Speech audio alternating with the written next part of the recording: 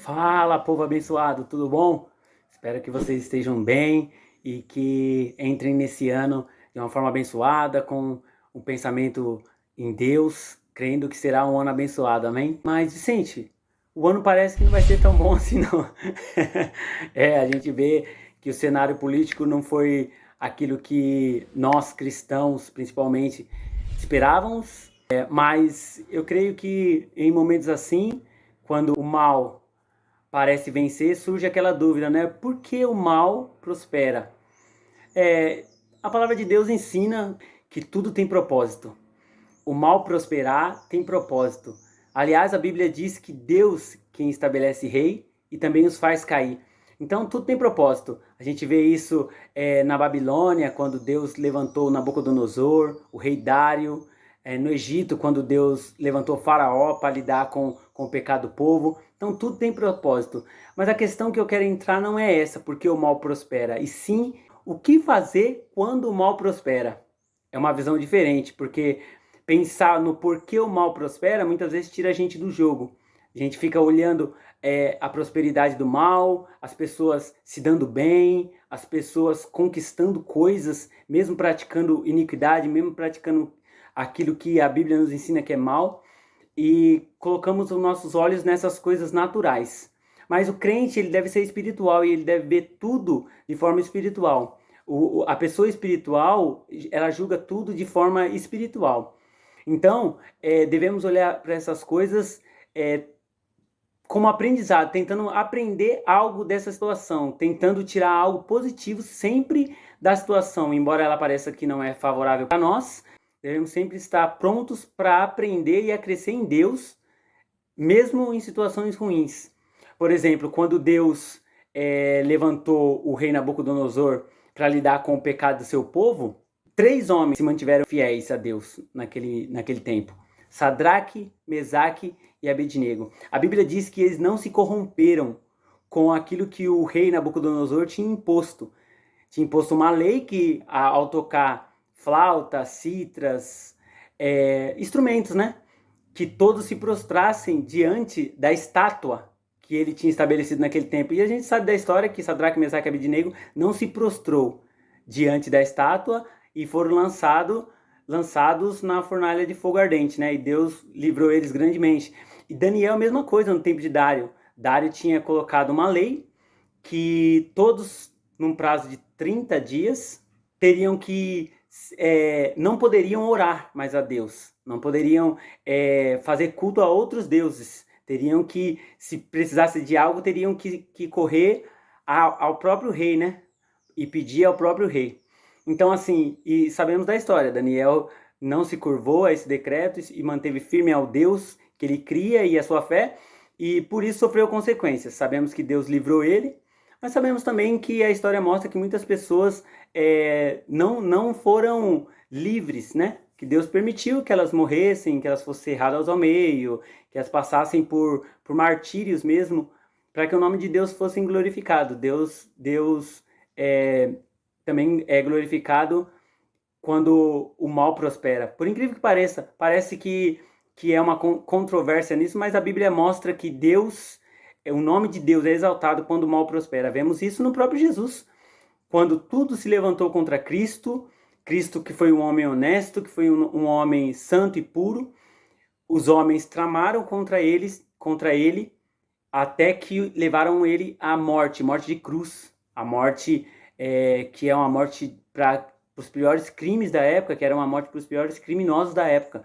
E aquele mal, ou aquele ato de maldade, se tornou em bênção para nós. Então, assim, Deus transforma o mal em bem. Tudo aquilo que parece que para nós é mal, Deus transforma em bem, para a honra e glória do seu nome. Então, assim, a gente devemos entender que tudo é para a honra e glória do nome do Senhor.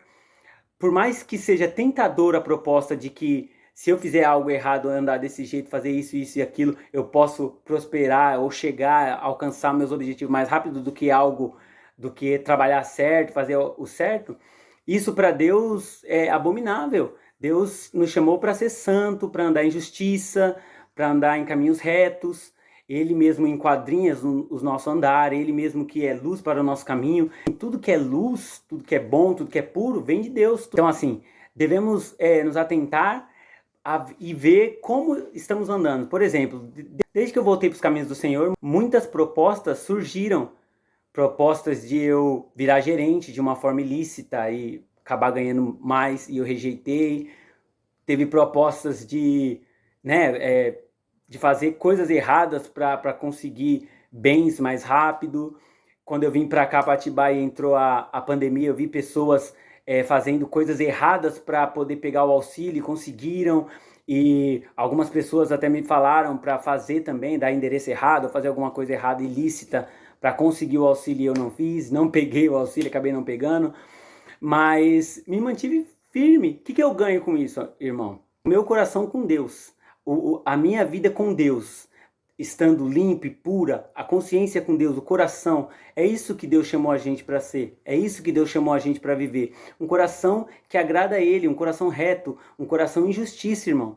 Não andar de acordo com o mundo. Ah, se tá difícil, eu vou fazer esse jeitinho aqui para conseguir aquilo. Deus vai entender, Deus conhece meu coração. Não. A Bíblia nos mostra e nos ensina que devemos fugir dessas coisas. Devemos fugir de tudo que é mal. Não devemos, como Paulo diz, não devemos nos amoldar a esse mundo. Não devemos nos amoldar a esse século.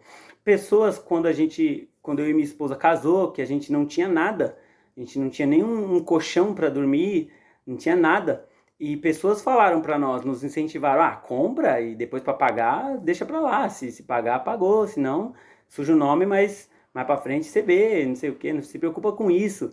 Então, assim, conselhos ímpios que a gente não abraçou, é lógico que não, sendo cristão, como que a gente abraçaria esse tipo de ideia? Então, o que eu aprendo com Sadraque, Mesaque e Abednego? O que eu aprendo com Daniel, com o próprio Daniel? E o que eu aprendo com o próprio Jesus? Que, embora a gente sofra acusações, como Jesus sofreu acusações, foi chamado de Beuzebu até.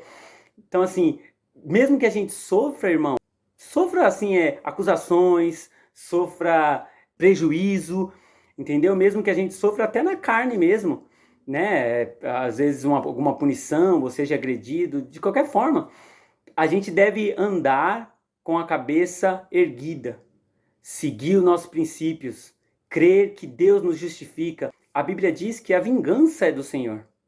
Ele vai pagar porque Ele é justo. Ele paga justiça com justiça. E o mal, Ele também paga com justiça, mas Ele pune, entendeu? Então, assim, não se preocupe com o porquê o ímpio prospera, por que a pessoa faz tudo errado. Se preocupe com você e com Deus. Porque, embora eles conquistem riquezas, casas, carros luxuosos, irmão, eles não têm o que você e eu temos, que é uma vida com Deus, que é a comunhão com Deus. Embora eles achem que vivam, que têm a bênção ou a aprovação do Senhor, eles não têm. Eles podem ter a bênção do Senhor, porque a Bíblia nos ensina princípio. Tudo que o homem plantar, ele colhe. Então, se a pessoa não é crente, é ruim, mas trabalha certinho, faz as coisas e prospera, é Deus que está abençoando. E se a pessoa faz tudo errado e prospera, ainda assim é a misericórdia de Deus em ação. Mas pode ter certeza que o erro e o pecado não passará impune.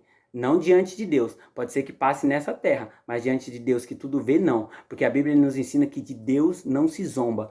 Então, irmão, continue firme, porque a Bíblia fala que aquele que pratica justiça, Deus não esquece dessa pessoa. Aquele que pratica justiça vai colher justiça no porvir. Aquele que continuar firme, vai colher vida eterna. Então, assim, se mantenha firme, não ligue porque as pessoas estão falando. Mas, todo mundo tá indo por esse caminho aqui, tá dando certo, vá pelo outro. Mas você vai ser chacota, que seja.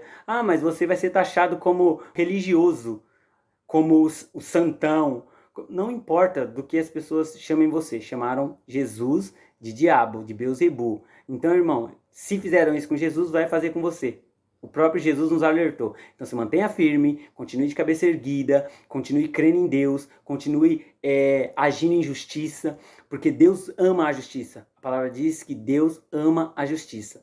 Ele abomina, odeia o mal. Então assim, se mantenha firme, continue nos caminhos do Senhor, não olhe para trás, não olhe para o que está acontecendo ao redor. Se as pessoas estão prosperando de maneira errada, orem para que se arrependam do erro e alcance graça diante de Deus. Mas se eles não se arrepender, continue firme, crendo que Deus há de pagar eles de acordo com aquilo que eles estão plantando nesse mundo.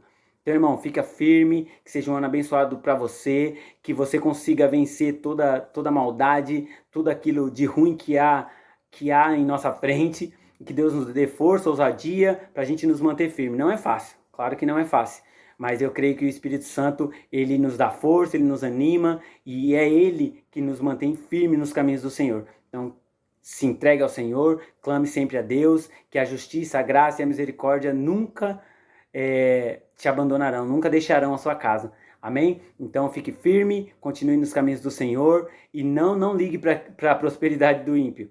Creia que o seu maior tesouro é Cristo em nós. Amém? Então, se você gostou, deixe seu like, clique no compartilha, deixe aí sua sugestão de vídeo, é importante, para que a gente possa fazer vídeo para abençoar os irmãos. E é isso, irmão. Graça e paz, fique com Deus, até mais.